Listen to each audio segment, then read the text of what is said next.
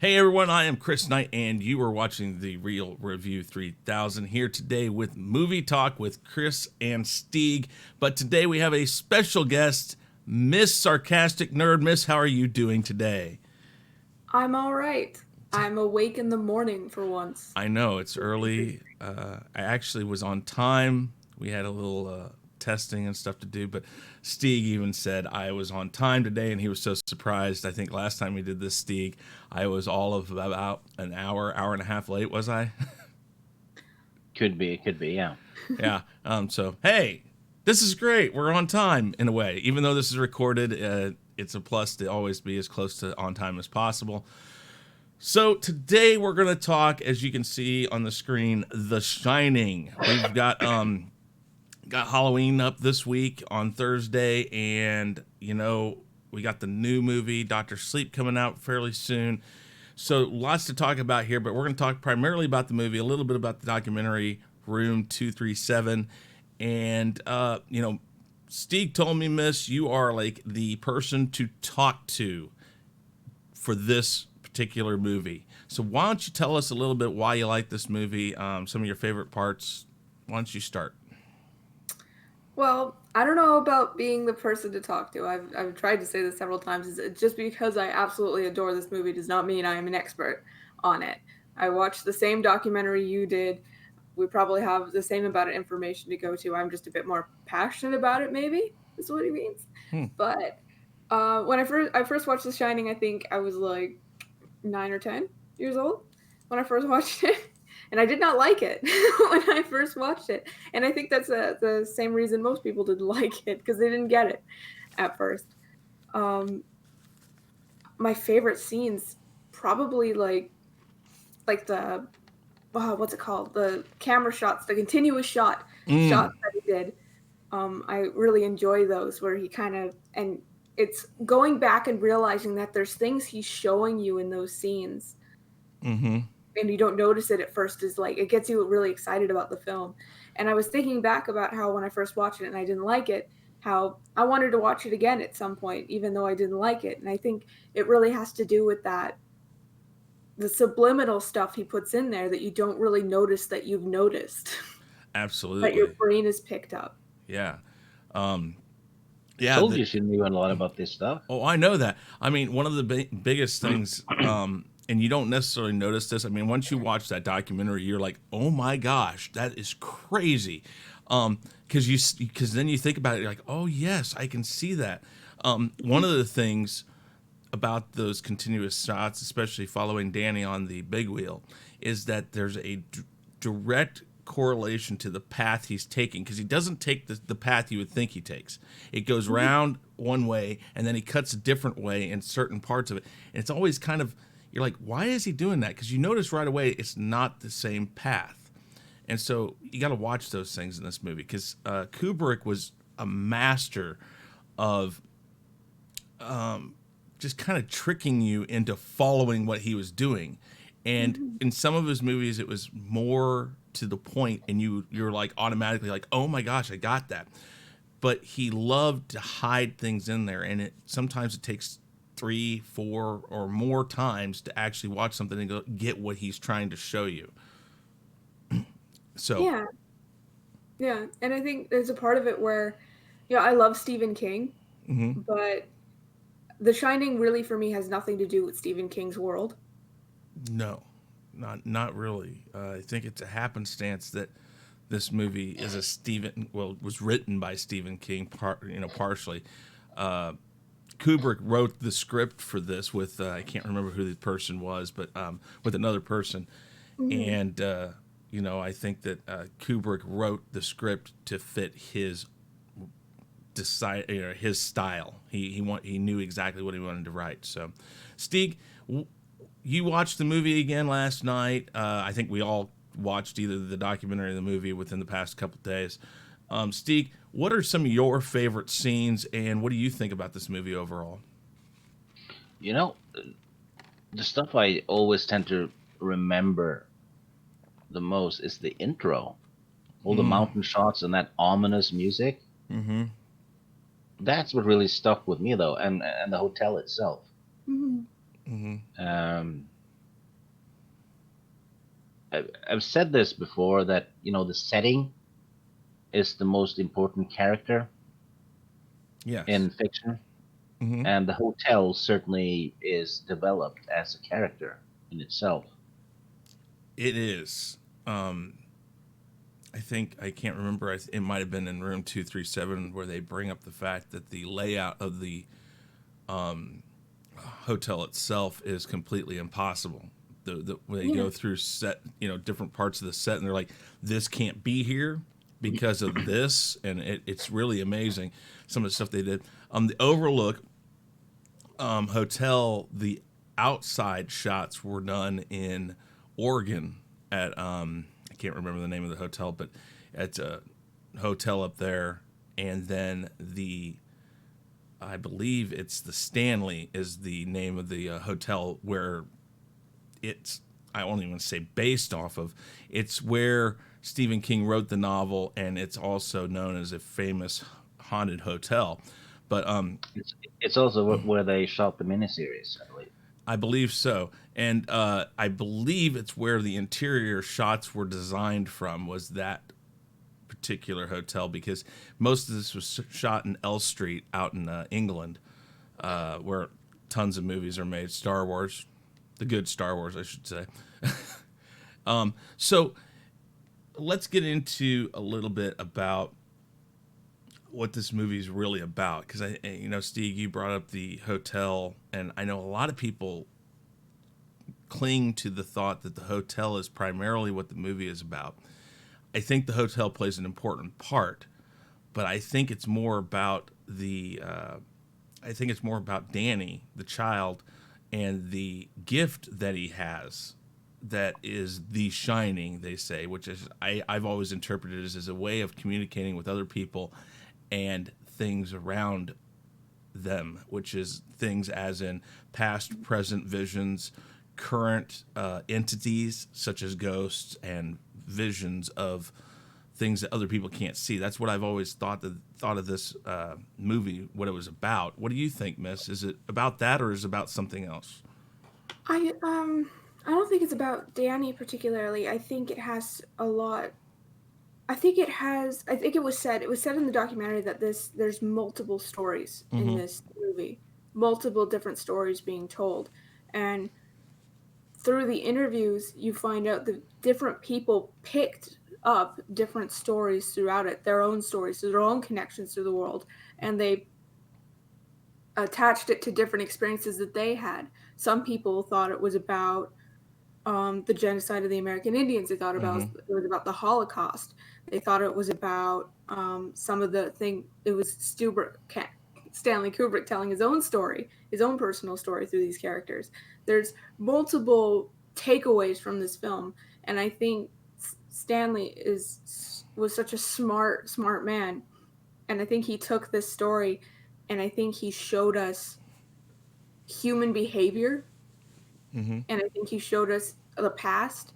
And I think the story, I think it was really about just the past and how it affects us, and how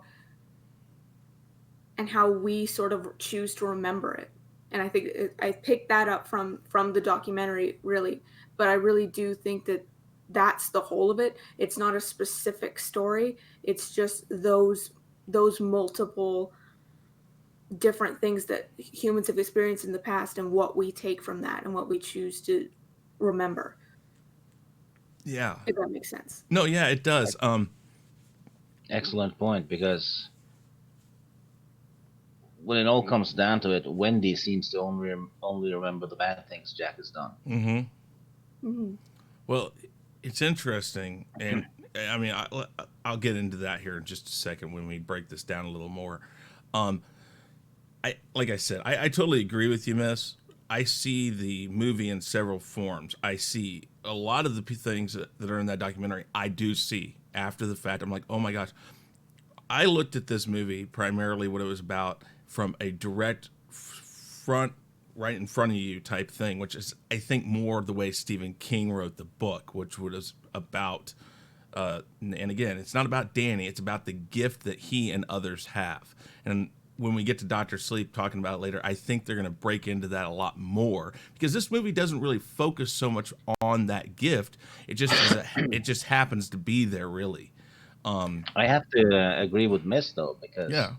I don't think it's about Danny, because No. Well, not Jack the and time, Wendy, time it, specifically.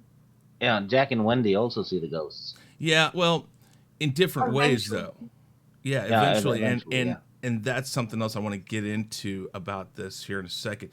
But okay. So, Stig, what do you think this movie is about then? Well, at the heart of it is a horror story, but I think it's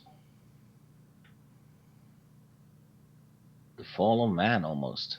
Okay. How quickly life can turn Mm-hmm. from good to worse, especially under extreme circumstances, and in this case, isolation. Yeah. I think there's a lot going on in this movie with the isolation and stuff. So let me ask you guys. Oh, go ahead. A- Ask me another day though, and I'll give a different answer, because the movie is so surprisingly huge. Yeah. There's so many bits to cling on to that It- will give you a different impression almost. and that's like any Stanley Kubrick film. It's like there's so many different things going on, that so many different stories and different things you can take from them. I mean, 2001, Clockwork Orange. These movies aren't just what they are at face value. You can watch it at face value and get a very generic, here it is, movie plot. But if you really take the time to watch it, you get so much more out of it. I mean, like, really find those different things in it. And that takes time. Like I said, his movies are a rewatch at least 2 or 3 times before you really start breaking into what he's trying to show you. So It's almost like Blade Runner, isn't it? It You is. discover something new every time. It is. And let me pose this question to you guys. The movie itself, the events that take place in the movie, how long are we talking about? Are we talking about a month, 2 months? I mean, we know they're supposed to be up there for 5 months. Mm-hmm. But how long do you actually think this movie took in days and time to the characters? How long is this movie?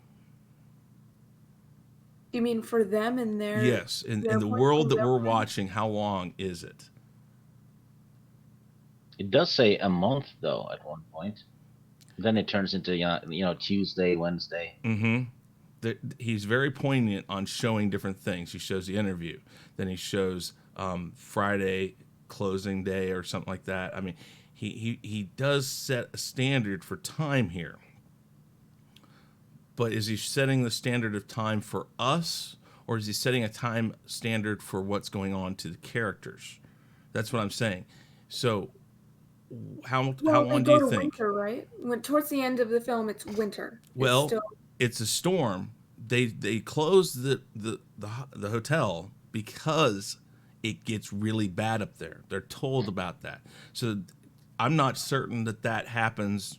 That could have happened a week into the thing. I mean, I'm not saying it does. My thought process on this, and that's why I'm asking, is I think the time that we are shown, the date, the titles that he shows us on days and time, are merely for us to kind of gauge a time. I think to the people, and if you think in isolation terms, is a month or is a week a month? I think that he's trying to show that they are not even really sure how long they've been up there, that they've lost track of time, and time really is no longer existent in the character's world. I honestly believe that this could have been just 2 to 3 weeks to them, or to us, and to them it's months. I think that a lot of the scenes we see are in quick succession, and that this movie actually, and to your point, Stig, about the downfall of man and how quickly it can happen, I really think that this movie takes place within 3 weeks. and it's a boom and a bang and it's done, because I think that they get into this isolation pattern really quick, and if it's just one major snow that does it, I mean, I just don't know. What do you guys think the time pattern is in this? Do you think we're watching actual time as it's shown to us or told to us by Kubrick and his stamps, or are we watching this a lot quicker and we just don't realize it? I don't know. I kind of want to hear what Stig thinks because he watched it more recently than I have. I think it happens exactly as the timestamps say. Okay. There's a month, and then it gets shorter and shorter. Mm-hmm. Tuesday, Wednesday, Friday, whatever. Mm-hmm. So it shortens after the bad things starts happening. Okay. Because there's a month without incidents, really. Mm-hmm. And then it just happens more and more. It's like the hotel has fed on them. Yeah. And then it's like ready to, I don't know, reveal itself, kind of. Mm-hmm. And Miss? It's interesting. It's interesting how much, and from my perspective and what I've seen, how much there is messages and signs and symbols about the past, about time, Mm-hmm. in a sense, the way that things look and how they are. But the way the passage of time went on in the movie doesn't really stand out to me as much, because I don't think that really was what it was about. So I think it does happen as he says it happens. Okay. But it is interesting to wonder whether or not time is going how you want it to go, because a lot of the things in there people think are in their heads. Yeah. And I think that's my point here is that Stig, you even point blank said, I can't remember if it was right at the beginning of us doing this or if you said it off camera.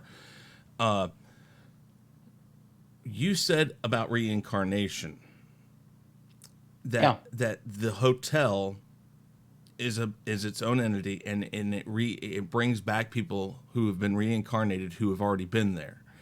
And so my question here is I also think that the hotel is a portal of time, where everything exists within the same place, past, present, future, it's all there. So that's why I question time in this movie, because there's a very poignant place where at times both the present and the past meet. And I think that that's a point by Kubrick to say what you're seeing here, the time that's happening within this hotel is not real. It's all at one time. And so therefore I wonder if they're not, think of it like Groundhog Day. I kind of wonder if this isn't like Groundhog Day, where it is not moving forward, and your body, when you are isolated, when you're not isolated, if you're stuck in your room and you're sick, you still feel the passage of time, but it slows down so much. Well, think of it, if this hotel holds on to time and keeps you within the same time, everything, past, present, and futures, at the same time happening, you could very well be stuck on the same day, and your body's going to know it, because time is going to go so slow. And that, because of that, I think that the time that we're seeing is them realizing that time's not moving forward, and it's slowly driving them differently crazy. Danny's senses get heightened more as the movie goes on. Wendy becomes more isolated herself and starts thinking that everything's reverting back to ways that things were before the movie was. And Jack becomes this crazed, manic person because he can't write. He's stuck on this one sentence, which I think, again, is a point of nothing is moving forward. If you notice also that there are very few shots that actually show you changing of the day. A lot of the shots are shot during the day, lights coming in, and then the shots at night, there's no real direct showing of it going from day to night to day to night very many times. And I don't know, I mean, it's a theory. I'm not saying I'm right. Mm-hmm. I'm just stating that there's a very heavy sense that time is not what you see. Yeah. So Could be. yeah. Um, I picked up on something though when I was watching it, Mm-hmm. and I guess it backs up the fact that the hotel is an entity almost. It's the scene where Danny shows up with the marks on his neck, Mm-hmm. and then Jack doesn't believe it, so he goes to the hotel room, Mm-hmm. and he sees the lady in the tub. Mm-hmm. She gets out, all naked and stuff, and she kind of seduces him, Mm-hmm. which is the hotel seducing him. Mm-hmm. And as soon as he kisses her, he changes. That's when he starts going ape shit. Right after that, Yeah. he gets worse and worse after that, and I think it's symbolism of him having accepted the reality of the hotel. Mm-hmm. Mhm. So he's basically that's where he falls, right? I can see that. He basically cheats on his wife, Yeah. and he as soon as he kisses that lady, he sees, I guess, the reality of the lady. She's a dead corpse, Yeah. and then the hotel in his mind, the hotel gets power over his mind, I guess, since he has accepted it as real, Mm-hmm. and then his mental state starts deteriorating. And Danny knows this before he does because he got attacked by the lady shortly Mm-hmm. before. Mm-hmm. Well, I think, Wendy doesn't see it until the end. yeah, I think that, yeah, well, Danny knows basically, it's kind of insinuated that he knows everything at the beginning of the movie. He's sitting there brushing his teeth at their apartment, wherever that's at, Denver or wherever, and he's asking the little boy that lives in his mouth, which I assume is the Shining actually talking to him. It's is it Tommy? I think Toby. It's Toby. I think it's him. Well, it It's is, but what I'm saying it- is it's Toby that he talks to. You know, with his finger. I don't yeah. want to. You know, that type of thing. Um, okay, so Toby, which again, yes, it is him. I believe it's his gift that he's just uh, giving some bit of form to. Yeah, Um, he's talking to himself from the future. yeah. Uh, they go into this in the miniseries. That's when you see in the miniseries you see Toby. He's a guy with glasses. Hmm. Then at the end, Danny's graduating, and it's him. Looks exactly like him. I've never seen the miniseries, so I wouldn't know. I have to watch that Yeah, I maybe. haven't seen it either. Uh, It's actually pretty good. but he tells himself, or he's asking himself, he's saying, "Hey, you know," he says, "Do you think Dad's going to get the job?" And he's like, "He has. He's going to call Mom here in a second. He did." And so all this happens. The Shining, the inner person, whatever, the future Danny is telling him, "Yeah, here, this is it's going to happen." And then he asks, "Well, why don't you like the hotel?" "I just don't." "Well, why not?" And then he shows Danny the blood coming out of the elevator, and I assume, even though they don't show it, that they show that vision actually shows him everything that's going to happen Or has happened. or has happened. And like I said, again, the hotel could have already happened several times, and it just is a continuing reoccurrence because it's very similar to the way that that the guy before killed his family with the hatchet. He tries to kill Jack tries to kill Wendy and Danny with the hatchet, or at least Wendy, because Danny I don't think is right there when that happens. But Would you say he's becoming a part of the hotel since yeah, he's I doing think the actions of what's in the history of the hotel? I think that's exactly what it is. But I think that is the hotel in a reoccurring loop that just once you're there, it doesn't necessarily make sense as much as you'd think because not everybody has been caught in that loop, but that's because different people are affected in different ways. I think it attached on to the people that Wendy and Jack were or are.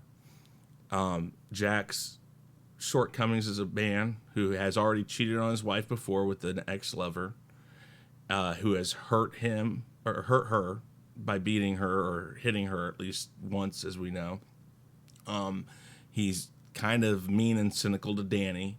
So if the hotel picks up on this inner personality of Jack, and that is very similar to the inner personalities of people similar to, that have been there in the past that have been caught up in this loop before, I think. I mean, well, let's talk about the characters really quick. With Jack, again, at the beginning of the movie, very upbeat, very happy to have this time to write. He seems to think that this is going to be a good thing for his family. Him and Wendy are obviously getting along fairly well. What do you guys see in Jack as a character? Well, there is. I keep referring to the documentary because it's my main source of how much I know about this film, really. But they kind of show. They discuss that in the beginning when he goes to the interview, how the interview goes. The way the interview goes is how you want an interview to go. And it's suggested that that whole interview that you're seeing is how he imagined it in his head. Is what he's made up in his head.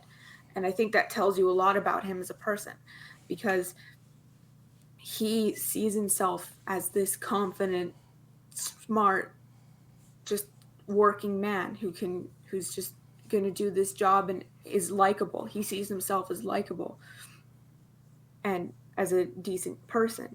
It's just he has sort of a confidence that he imagines for himself. But the way that things are depicted by Danny and by what's her name? Wendy is he's not confident. He's not a confident person. He hurting your son, drinking, cheating on your wife is very reminiscent of someone who has issues with self-esteem and issues with their personal image. So that adds on to that as him being sort of not a very strong person and not a very confident person, really. He just wants to be. He projects himself how he wants to see himself in the beginning of the film, and he devolves into the person that he actually is throughout the film. I see that. Stig? I don't think I can add to that. I think Miss nailed it. Yeah. I agree. I'll go into more of the acting styles of Shelley Duvall and Jack Nicholson here in a second. But Danny Lloyd, the kid that played Danny, he plays a child, so I don't know. I mean, I think he does a very good job. But with Jack, and good point on the interview, I always pick up on the line, I think it is, well, that's all well and good. And the way he talks during that, it does sound very over-exaggerated, like something you would think if you were talking to yourself in a mirror practicing for an interview, it would go. Jack Nicholson has a very good way of, you can tell when he's overdoing it, and he does it on purpose. But I think that Stanley Kubrick was very much saying to him, when you say this line, you're going to over-exaggerate this line. And so, because that interview is very quick. One, I mean, for instance, the hotel manager says, it's not a very demanding job. You'll fix what gets broke. You'll run the boiler in different spots. And he's mentioning actually stuff that a writer, or what we know about Jack, that's a lot, actually. I mean, I work in facilities, and I'll tell you right now, a person to take care of that place and be able to fix that place up as things went isn't just something for any Joe Schmo out in the world. You actually have to have a certain skill set, and we know nothing about this character to make it seem like he has the skill set. So when they say that he's going to have to do this, and he says, "Oh, that's great. I can," he doesn't even say, "I can do it." He doesn't even say, "Yeah, I don't have a problem with that. I have a background in this." And the manager doesn't even ask if he has a background. So there's a lot of things just not mentioned in that interview that you would think would be mentioned. So it's just like they take him at his word that he is the person for the job, and that's it. And that's kind of what you would think a person imagines it as. Yeah, I know I have this talent. How you imagine an interview would go. Exactly. because you don't think about these extra questions. You don't think about are they going to ask about your credentials or anything. You just think about the generic back and forth, simple, quick way through it. He also has this overly cocky grin. Yes, which go ahead. Yeah, that's his self-image. Exactly. Yeah. And that's why I say it's this exaggeration in his acting during that scene that is also very different from when they're walking around touring the place and stuff. I think when they're walking around touring the place with Wendy there, that it's very obvious that this is actually what's going on. This is actually how it's happening, because it's very nonchalant. He's not as exaggerated. That's just how it is. But that interview is very exaggerated. More than he is. What was that? And Wendy is speaking more than he is. Exactly. He has all of a sudden become more of a background character in those scenes. Because yes, I understand we're trying to introduce you to Wendy more during these scenes, but again, knowing it's Stanley Kubrick, it's much more than that's going on. Mm-hmm. And as the movie goes along, Jack Nicholson, of course, you can't ask for a better actor to slowly go crazy, and then when he's there, it just clicks on, and he is full on nuts. The perfect choice for an actor for this movie. Yeah. Talk a little bit about that de-evolution into his craziness and how he acts during this, and that character change. Well, I think there's a part of the hotel being sort of a character in itself, where that isolation and those things when things are quiet, when things are silent, and you're isolated like he is, and he's trying to be this person that he wants to be, but that silence is sort of being filled with all of those things mirroring back that he's not this confident person, that he's not what he's pretending to be. And I think the hotel is aiming all of that anger or lack of confidence at his family. Mm-hmm. Or some form of entity is doing that, so for history to just repeat itself. Mm-hmm. And it's tearing him up, because I think a part of him knows that it's wrong to blame his wife for that, and it's wrong to do it, but he can't get out of those thoughts. He can't get away from it. The silence is just building, and he's by himself a lot Mm-hmm. throughout the film, and he can't think, he can't process, he can't do the things that he wants to do, because all he can see is that the real version of himself that's there, that real just procrastinating, selfish person who doesn't have the ability to be anything else other than imagine that he's a better person than he. Isn't that what isolation does, though? It makes you think, because there's not much else to do. That's true. And I guess Wendy and Danny kind of serves as external targets for internal bitterness. Mm-hmm. I guess. Yeah. It's Winifred. It's Winnie. Mm-hmm. Not Wendy. Sorry. Oh, that's true. I thought it was Wendy. I don't I know. thought it was Wendy. And it could be that I don't know. I know I've seen Wendy as her name, but I do now know that Winifred's and Winnie is some of the ways she's referred to, and I'm not sure. It. Stig, what do you think about that de-evolution into madness with Jack, the character, and what's going on? What do you think? Well, you see it on him too. Mm-hmm. He gets more and more unshaved. Mm-hmm. Probably doesn't even shower and never changes his clothes. Exactly. He's wearing the same clothes at the beginning as he is months later, and he's wearing the jacket inside the building all the time. Mm-hmm. Yeah. Other than that, I agree with Miss. Okay. Really. It's Mhm. but after that kiss happens, it escalates fast. I think that yeah, those things are very poignant. Again, that no changing of the clothes, no shower, none of that stuff is really implied. That leads me back to that time thing of time doesn't really pass, time isn't really changing. Again, personal opinion. That's how I see things, and I think that's the cool thing about this movie. I'll go into that really quick. Is that this movie doesn't have an answer to everybody. It's not like a simple one answer's right or the generic consensus is all right.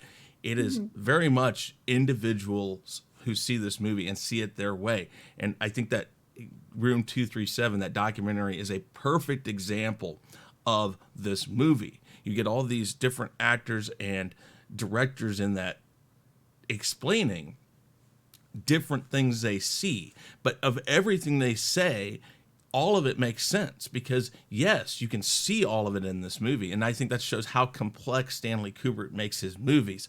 And perhaps we're giving him way too much credit. We can't go back and interview him and say, hey, is this what you meant, or hey, did you put all this different stuff in? But he did this so consistently in his movies that it's amazing. He's absolutely brilliant. Oh, He he has an is. IQ 100, Yeah. No. which is up there with Isaac Newton. He's very, very smart. Oh, And I yeah. think at the end of the documentary, someone is asked, why do you think he made it so complicated? Why do you think there was so much in this movie? And I liked their answer. And their answer was basically so that you'd get stuck in the hotel, so that you would be trapped in the hotel trying to figure it out, trying to figure out what it was, what was trying to be said. And I think that's important to look at it that way. And just as you said, that there's no answers. There isn't any. And it's not in the way where you're unsatisfied. It's in a way where you're interested. You're more interested. And like you said, it draws you in. It's like there's got to be more here. Mhm. And people keep watching it. They keep rewatching it, trying to find more of those symbols, more of those things that Stanley was trying to show us. Yeah. It was really well. Yeah. My thought processes on Jack are this. He purposely isolates himself. You see Danny on the second floor and on the first floor. Notice in the first floor when we first see him going in circles around and around and taking the different paths and stuff, that he is by himself down there. Danny's by himself, and Jack's not downstairs yet writing. The next time we see Jack downstairs, we never see Jack except for, I think, 2 scenes where Wendy comes down to him. We never see Jack with anybody else. Jack is by himself, isolating himself to write. He's literally purposely putting himself in a position where all he does is think. And that's why he can't write. All work, no play makes Jack a dull boy. And he's in the biggest room of the building too. Exactly. He's not like he's shut himself into this corner. He's free to move around. He can go anywhere on this property. He chooses this one spot in front of a typewriter and doesn't change, except for the scenes where we see him do 2 things. And this, I think, is important.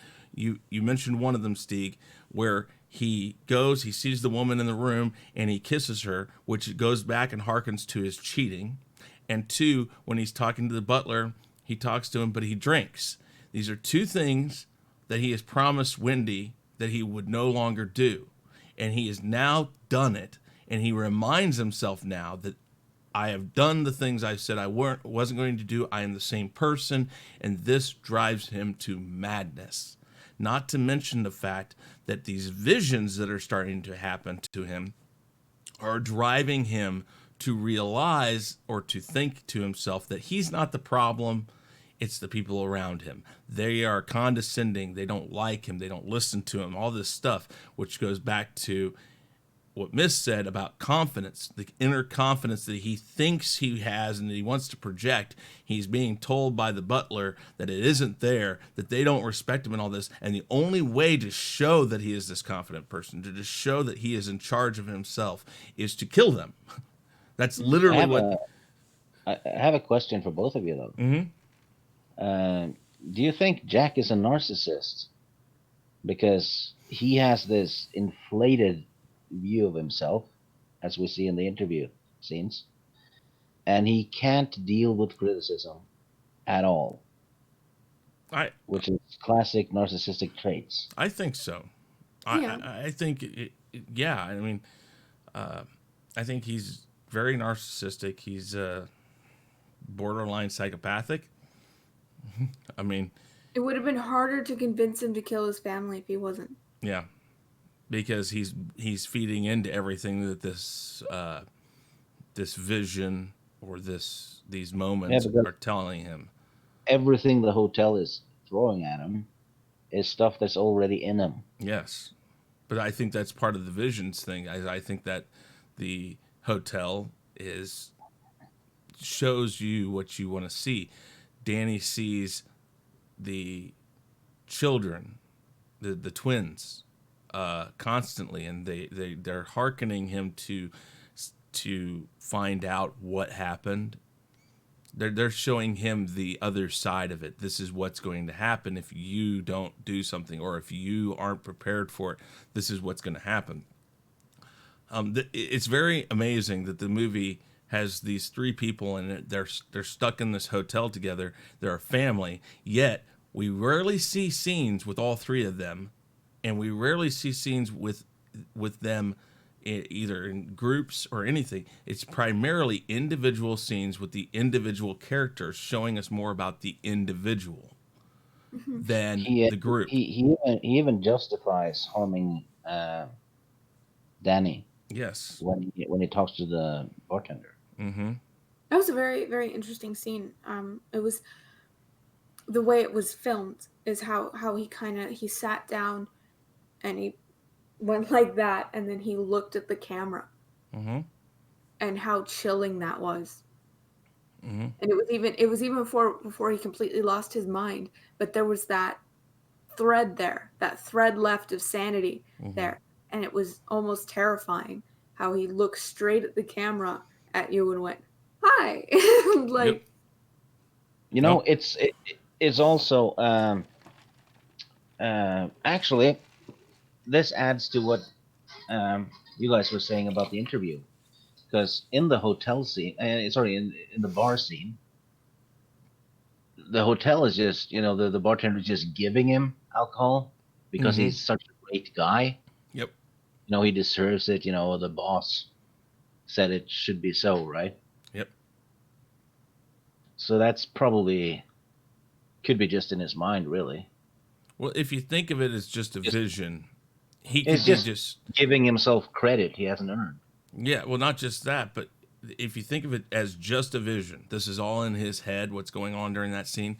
It's probably him sitting at the bar, looking at himself in a mirror with a bottle there and a glass there, and he constantly is pouring it to himself. But what he sees the butler saying to him is actually him saying it to himself in the mirror. You deserve this. You need this. This is yours. You are in charge around here, and people don't give you the credit. And again, like you said, it's in his head, but the butler is his manifestation of justifying everything. Which is also backs up my narcissist theory. Right? No, absolutely. Let's go to Wendy, Shelley Duvall's character. Huh? I believe it's Winifred. Winifred. Let's go to her character and talk a little bit about this. I know that when I watched this movie the first few times, I absolutely hated her acting in this movie. I thought it was dead. I thought it was flat. It was probably one of the worst parts. But as I've watched it over the past few years, I actually think it's genius. I think that she's actually playing this character who at first is how would I put it? is cautiously supporting her husband. At the very beginning, the things she says, you can kind of catch a quiver in her voice when she says things, but she's happy for her husband. She's giving her husband props. She brings him breakfast in bed. Oh, you've been it's 11:30, and he's like, oh wow, and just the things she says, you can catch a quiet quiver that she's just happy that things are going well, but she's trying to be the supportive wife. She's trying to, I guess, and for lack of another word for it, she's propping up his ego that he has, that she knows he has, that she personally knows that he wants to be this confident person. And so she's trying to show him that he is a confident person, that he is a good husband. That this is, obviously we haven't seen the problems. We only hear about them as the movie goes on between them. But she is trying to forget the past and trying to accentuate the positives that are going on. And as the movie goes on, she starts seeing the trend going back to what it was, and she starts becoming this, I don't want to say frightened, but she sees the warning signs and she becomes more defensive, and the way she talks to him is still trying to protect his ego, but her voice becomes more quivering and more I guess scared, because she knows that no matter what she's saying, it's still going back to what it was. Mm-hmm. And so I think that the way she plays it, after I watched it so many times, I'm sitting there going like, this is actually she does a lot better than I thought originally. What do you think, Wendy? Or what do you think, Miss? Oh, sorry there. What do you think, Miss? By the way, I looked it up. They have her as Wendy Torrance on Google, so I guess it is Yeah, Wendy. I don't know, but I do know that they say Winifred and Winnie, and I guess those could just be pet names. But I kind of agree. I think there's bits where I believe she sort of represents the audience at points. Okay. She's supposed to sort of be the audience's reactions to things, or people's reaction to things, but she does definitely have her own sort of story going on. There's parts where I believe where she's the last one to sort of recognize what the hotel is, in a way. Mm-hmm. She's the last one to sort of see the ghosts and see the what's really going on. And I think it has to do a lot with her trying to forget the past, and finally the past just throws itself at her full force while she's running away from Jack. Yeah. And she's not as important of a character, but she's important in her own sort of story with how she reacts, how she protects Danny, and what she sees, what she chooses to see, because she doesn't want to remember the past. There's that bits of it in there, but I agree with your own analysis. Okay. Well, Stig, what do you think? I think Shelley Duvall did a superb performance, but I can't stand Wendy. I think she's completely useless. And I think she doesn't protect Danny, because she failed at it before, when Jack hurt the kid, because Danny has to save himself at the end. Yeah, well, I do agree with that. I don't think she's worried about Danny. I think that's the one thing about both Jack and Wendy, is they're not worried about Danny. They're worried about, well, Wendy's worried about Jack. Jack's worried about Jack himself. Wendy seems to always be protecting herself. Well, in a way, yes, but I think she's trying to hold on to that myth that there's still something to hold on to between her and Jack. But I mean, I totally agree, though, that she isn't protecting Danny, which we'll go into that when we talk about Danny. She's pretty much screaming and giving away his position, too. That's true. All the time. Yeah. Even at the end, when Danny exits the maze, mm-hmm. the first thing she does is scream Danny and basically giving away the position, which technically could have helped Jack get out of the maze because he'd know which direction the exit is. Yeah. So yeah, I can't stand Wendy. No, I mean, like I said, I think it takes quite a few times of watching this movie before you actually pick up on Wendy, and I think the genius way that Shelley Duvall acts for her. I'm not saying she's a great character. The character is rather annoying. It is a point of reminder of what the problems were in the past. What I think that it almost as a punching bag for Jack as the movie goes on, because everything gets directed towards her and Danny, but she's the one front and center that he's always, you know. Actually, I noticed this when I watched it. Whenever Wendy arms herself, she's holding her weapon all wrong. Oh yeah. She's holding the baseball bat at the middle, and even the knife. She's holding, the knife with both hands. Yeah.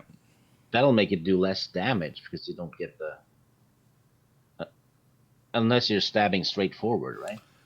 Well, yeah, definitely. Ladies and gentlemen, just so you know that this program does not condone the fact that Stig knows the proper way to attack people. Don't ask why he knows this. Just kidding. I went to the army. Oh, there you go. No.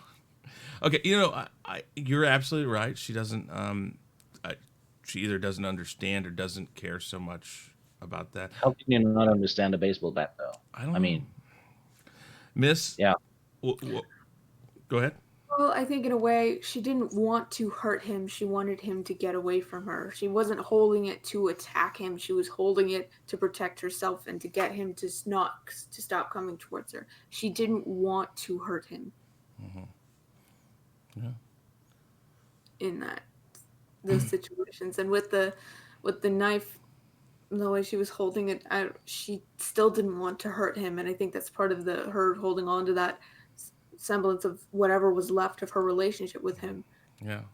She just wanted him to stop. She didn't want to hurt him. Who opens up the door for her when she's locked in? I think it's the pantry. Who opens the door for Jack? No. Well, yeah, Jack. Who opens up the door for Jack? Well, they say it's the Mr. Is it Darby? Yes. Yeah, they say it's him. It's suggested that some supernatural force opens it for him. It also could be suggested that Danny did it. Ah. See, now we're going to get into something here in a second. Stig, who opens the door for Jack? My impression is that it's the hotel that's gotten powerful enough to do so. Even more to my point. Okay. I think it's both. I think Danny is being possessed by the hotel. He's a part of the hotel more than we're led on to believe. And that subconsciously, as we've seen many times, that Danny gets into this trance where he doesn't understand what he's doing or he doesn't know what he's doing. I do think that Danny is the one who does it. But I think it's because of the hotel that he does it. He's actually in a trance the next time we see him. Yeah, so I think that's exactly why. And I think it's the hotel trying to forward the progress that is inevitable to happen. Well, what follows is the Danny's not here, Mrs. Torrance thing. Yeah, exactly. So I think that it's a turning point for the whole movie where Danny no longer is Danny. Danny is whatever his gift is, or part of this inner gift, or however you want to describe it. Is, as Stig said in the miniseries, it is Danny, but it's an older Danny who is now probably, because he knows that nobody's going to protect him, has taken over Danny's body and said, I have to protect him for himself. Perhaps. So let's talk about Danny really quick. From the beginning, we kind of get this feeling that Danny's either a troubled boy or a boy that knows a lot more than anybody else in this movie from the get-go, I think. let's talk about that character a little bit. Stig, what do you think about Danny? Because I'm not gonna let you go off of Miss this time. I want to hear what you guys say. Well, he has a gift, and Halloran has the same gift, but not as strong as Danny. Mm-hmm. I think the hotel feeds on that because it's almost like a psychic ability, isn't it? And that seems to be what the hotel is doing. It's messing with people's minds. So Danny's kind of like a catalyst for that. Maybe it even makes it happen faster. I don't know. But Danny himself is, I guess, he's like 25% possessed by the hotel. He doesn't know it. But he's also very good at problem solving, though. He actually knows how to protect himself, unlike Wendy.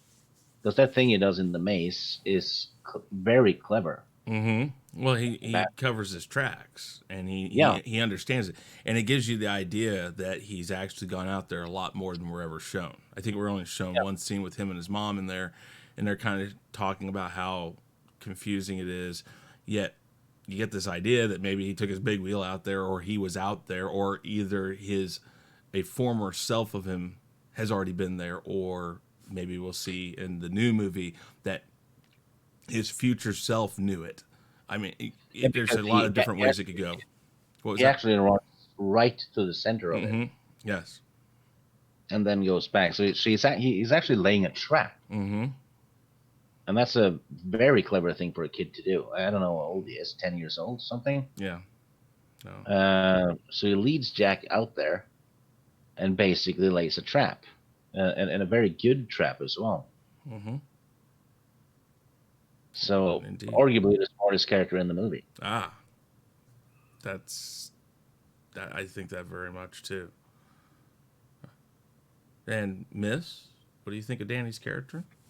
I think it is. I believe it is suggested that he is abused Mm-hmm. in the movie a few times. Not just physically. I think like emotionally abused, and I think he's a lot. I think the character of Toby represents that as well, because I when I think of Toby, when I think of that person there to protect him, I think of when people develop multiple personality disorder. Mm-hmm. Yeah. And how that happens, and that's usually the cause of that is usually abuse. Your mind creates something else for you to protect you from those things at the time. So this other personality takes over and takes on that abuse that you experience. Mm-hmm. And I think that that's a part of the character of Toby, in a sense. But I haven't seen the miniseries, so that's just what I've taken from it, having not seen that. I think Danny he's a kid. He's a kid in that situation, and he's afraid of his father. But and when you're in a situation of abuse or of a parent, you still love your parent, and you want them to love you back. And so that's why he still has that connection to Jack. When he goes to Jack and says, "You're not going to hurt us, are you?" Like, I think he is an abused child in that the entire time, and I think that makes you grow up a bit more. Mm-hmm. And so that's why he's a bit smarter, and he's a bit more street smart in a sense. Mm-hmm. And he seems to be used to hiding. Yeah. Yeah. I which think also backs up Mrs. Comment, really. I think again, I poignantly pick up on The Shining and the fact that Scatman Crothers' character, he talks to Danny and says, "We used to call it the shine." So I think that yes, this shining awakened in him after abuse. I do believe that that's right, Miss. I believe that that is what was the impetus for his ability to have these visions and see these things. Danny knows at the beginning what's going to happen. I fully believe that he knows what's going to happen, or Toby does. And Toby doesn't want to go, but there's nothing he can do. He knows he's with this boy, and that's it. It's going to happen. They're going to go there. So immediately when they get to the hotel and everything is status quo and Danny's riding around and he's playing, he's trying to do this, but Toby's in constant protection. He's in this mode of waiting to see the changes. And as time goes on, Toby slowly takes over until, like you said, Danny isn't here, Mrs. Torrance. And so Danny is two characters, but I believe very likely it could be, like Stig said in the miniseries, Toby is actually himself as an older person. And if that is how it is, then again, he's known because he's been through this already, and he's only there to protect Danny. And, you know, we see it, the changes in Danny, but Danny is, of course, the smartest character because he is only there to protect himself. Yes, he protects, his mom ends up living, but I'm not even really sure that he's worried about that. He's just trying to get rid of the threat, which is his father. And when we do get to the end, when they're going through the maze, I think this shows you exactly how extremely smart this kid is. He goes, like Stig said, straight to the middle, and he's hiding his footprints and stuff because he knows that. He goes backwards in a couple of his footprints sometimes.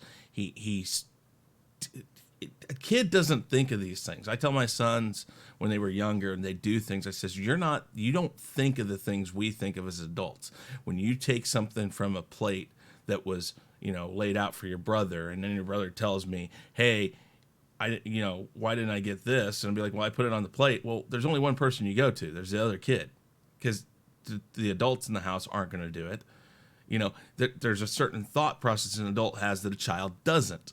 A child just says, oh, I want that, or this is what I want to do, and does it. Well, Danny doesn't show these traits. Danny shows a very poignant ability to think about what the adult is going to think, what the adult is going to see. Been in the position to be a child. Well, that's true. But I think that, again, is, one, a product of the character of the hotel. Two, it is his inner self, or Toby, taking over to protect. And I think that does show that Toby, whoever Toby is, which we don't get in this movie per se, whoever Toby is very aware of what has to happen and what he has to do. So therefore it shows a much more adult thinker. So leading you to believe that Toby has been through these situations before, or has been through this particular situation before, which again leads credence to what Stig said, which, Stig, you've seen the miniseries, so that's obviously what the miniseries points to. It's very possible that that's what it could be. I saw an interview with Stephen King, and he said the miniseries was way more accurate to the book. Well, than the movie was. Well, like I said at the beginning, Stanley Kubrick wrote the script. So he wrote the script to tell his story. Stanley Kubrick wasn't going to bow down to, at the time, yes, Stephen King had written lots of bestsellers and stuff, but Stephen King was not Stanley Kubrick. Stanley Kubrick had much more of a credibility in Hollywood, and he was going to get what he wanted. That's just how Stanley Kubrick was. He didn't follow what other people wanted him to do. He did what he wanted to do because he had a story and something he wanted to tell you, and he would do it. Well, he blatantly gave the middle finger to Stephen King in the movie. Mm-hmm. Oh, yeah. I find that hilarious, really. I don't have a problem with it. I know Stephen King. I that's kind of why, and we'll get into this here in just a second about Dr. Sleep. That's kind of why I am now intrigued to see Dr. Sleep. Originally, I was like, I don't want to see something that somebody just came up with because they wanted to do a sequel. Then I found out Stephen King wrote the book, and I'm like, okay, I might want to watch this. I might want to see, because of the middle finger that Stanley Kubrick gave Stephen King, I kind of wonder how much of this is going to totally throw out The Shining and what happened in that movie. I'm kind of interested in that. But let's go into that really quick. Dr. Sleep, Ewan McGregor, Stig, you're in this movie. Yeah, but I was asleep. So Yeah. Oh, okay. So Doctor Sleep, interest. Do you have an interest in seeing this movie? No. yeah, Oh. I'll I'll watch it, but I'll watch it knowing that it might not be a complete sequel, right? I'm It's more like wondering. a what if. That's how I'm gonna watch it. Mm, okay. And Miss, But I why? can't Oh, not watch it knowing that it's another one, right? yeah. So Miss, why not? Okay. So I don't want it to be like a straightforward no. There's reasons. And Mm-hmm. so it's The Shining by Stanley Kubrick has nothing to do with Stephen King's The Shining. Yeah. He used his sort of the basis of it is Stephen King's The Shining, but the rest of it is all Stanley Kubrick's head. Mm-hmm. All of it. All of it springs from his head, all of those ideas, all the symbolism. He basically put his own little stamp on it with that scene that he did with the Volkswagen, where he basically said, "This is not Stephen King's." And in the Doctor Sleep thing, they reference Stanley Kubrick's The Shining in scenes. I'm completely against them doing that. They shouldn't be connecting those two movies. They are not. There should be a connection there. Not even just because Stephen King hated Stanley Kubrick's movie, but because Stanley Kubrick didn't want Stephen King to like it. It Mm-hmm. wasn't about that.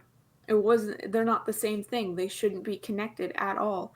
And I think also by doing that, there's going to be an expectation for Doctor Sleep to be really as mysterious as The Shining. Not for me specifically, maybe, but for people, casual moviegoers who maybe don't get The Shining as well as someone like me who analyzes those kinds of things. Mm-hmm. And so Doctor Sleep isn't going to do very well if they base it off of Stanley Kubrick's The Shining. It should stand alone as a follow-up to his book, not to Stanley Kubrick's movie. I'm Good point. interested. I'm interested in watching this, and I take both points that you say, Miss, and I say yes and no to both.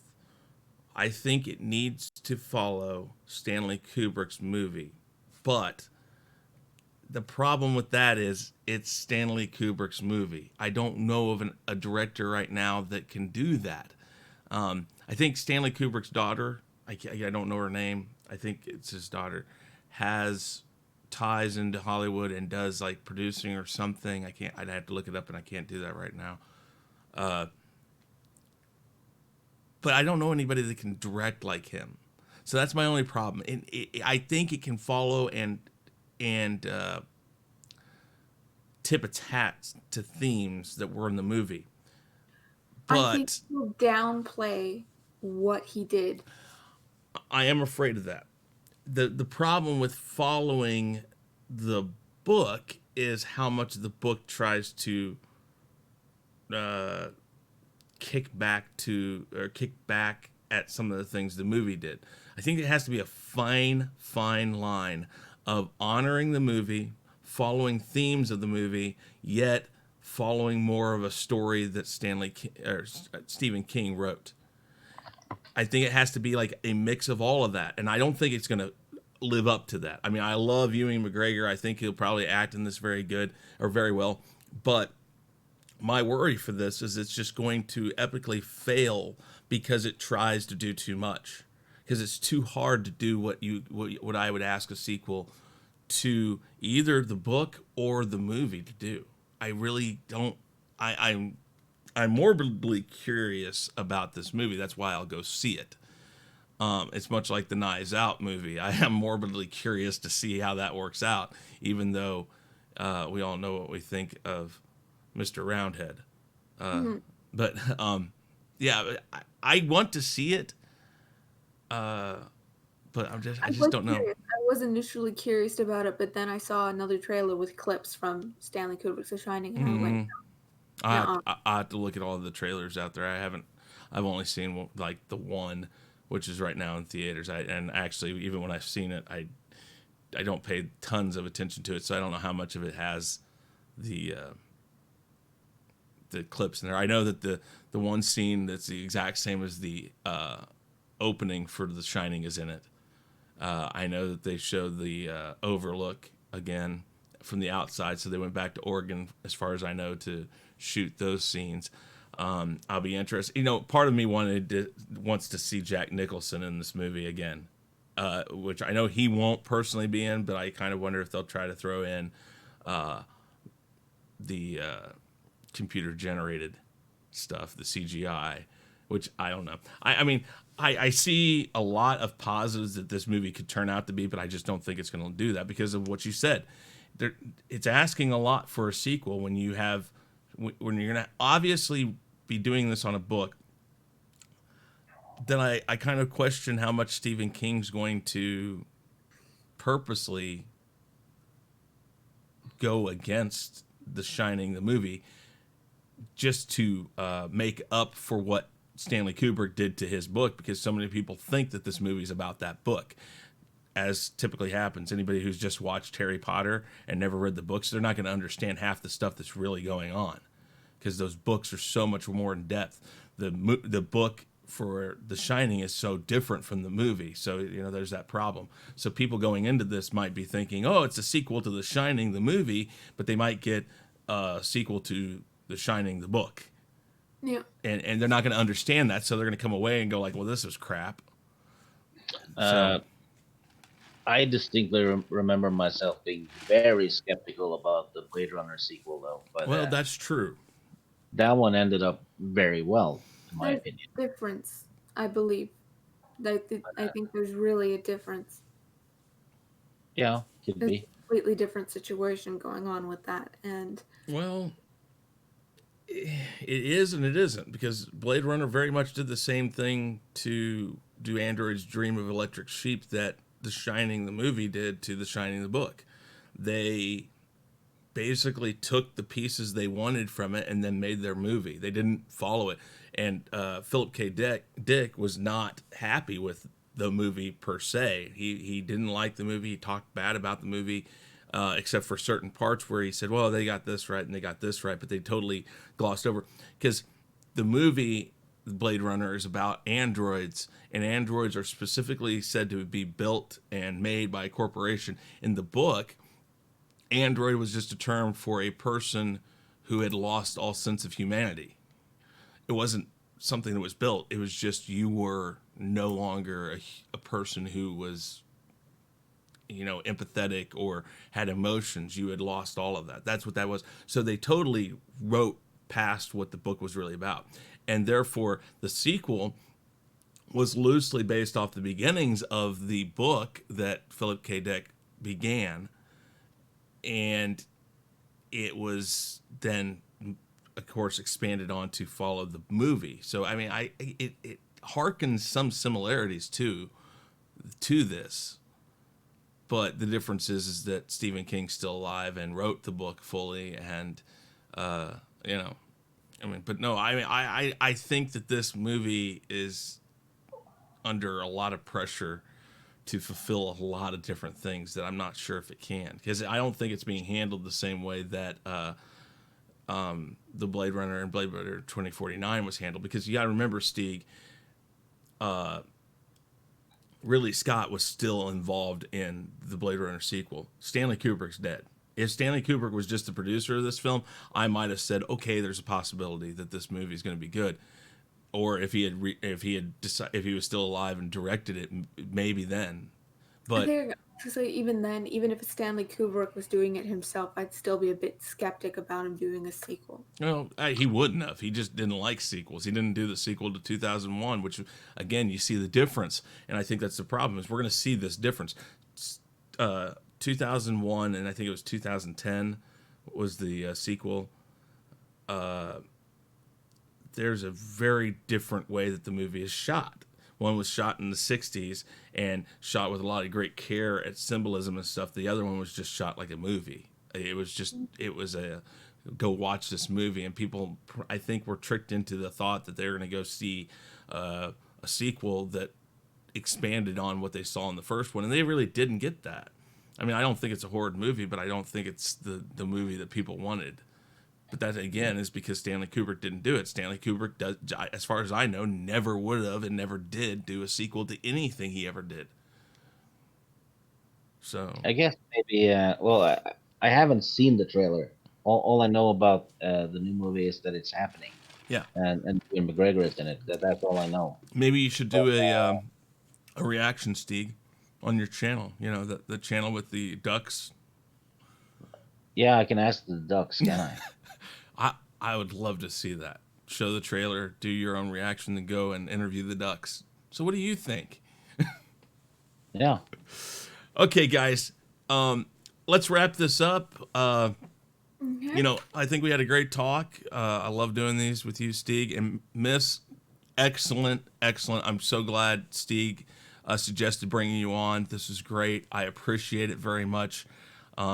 It's because of both of you that this is going to turn out as good as it's going to turn out, because I'm just a blowhard who lets hot air out. So, Oh no, you and Myth knew a lot more about the movie than I did. but I was a supporting character. In this one. but Stig, you brought up some good points, and you've seen the miniseries, so that added insight that we didn't know. So that's great. Let's give you a chance to talk about yourselves, Miss. Tell everybody where they can find you, what you're about, and go ahead. Okay. Hi, I'm Miss Sarcastic Nerd, but you can call me Miss. I have a channel if you want to check that out, and I also have a Twitter.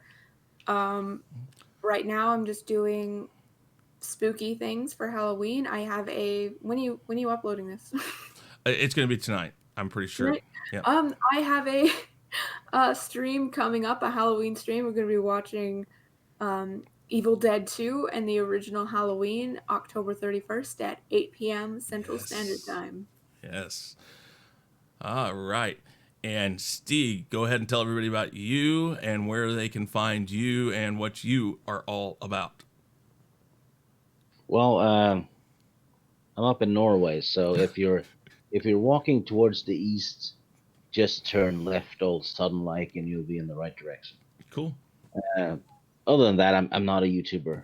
I'm just a fellow people drag on stuff. How many subs do you have now? I don't know. Oh, I have to check that out. 40? Huh. I don't. Yeah. Don't sub to me, people. There's nothing there. Just go sub to Thomas Gilkey and Sean Stackhouse or someone. You know? I'm just a friend of the family. That's all there is. Yes, you are the uncle we all love. That is how I would put it. And Miss and you are Mrs. Foyle. You're older than I am. Hey. And you are Mrs. Foyle or Mrs. Your Foyle or something like that. You want to say something, Miss? No. Oh, okay. I thought you said. Anyways. Okay. Yeah. So we'll be back again in a few weeks or so with another movie talk. Until then, thank you guys again. I greatly appreciate it. I'll make sure I put both of their links down below. Stig, I'll just put your Twitter since you. I don't want weirdos hanging around my Twitter. So just to put a picture of me in. I don't know. And I'll put Mrs. information down below too. So guys, say goodbye and thank you very much. You guys have a great day. Hey guys, thanks for checking us out. Be sure to subscribe to both channels, and make sure to check out our friends in the Fandom Minutes. You can find us on YouTube, Twitter, Facebook, Instagram, and BitChute, and you can also send us an email at sean@seanstackhousereacts.com and chrisknight at therealreview3000.com. And be sure to swing by our Teespring store to pick up some awesome merchandise.